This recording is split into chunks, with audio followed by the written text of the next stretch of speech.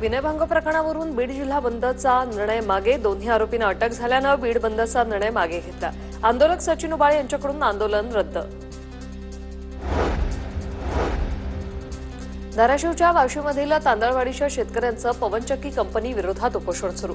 उपोषण करणाऱ्या 2 शेतकऱ्यांची प्रकृती खालावली, दोघांवर वाशीमधील ग्रामीण रुग्णालयात उपचार सुरू।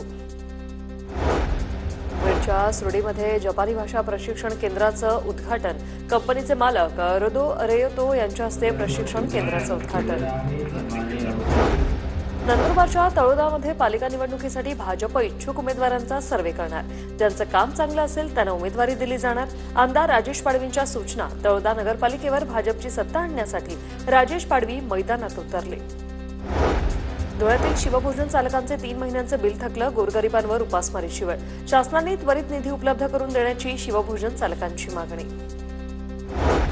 कल्याण कृषी उत्पन्न बाजार समितीवर महायुतीचं वर्चस्व, 18 पैकी 16 जागेवर महायुतीचा विजय, विजयाचा गुलाल उधळत महायुतीच्या कार्यकर्त्यांचा जल्लोष। अमरावती शहरात फॉगिंग मशीनद्वारे धूर फवारणी सुरू, आमदार रवी राणा यांच्याकडून धूर फवारणीचा शुभारंभ।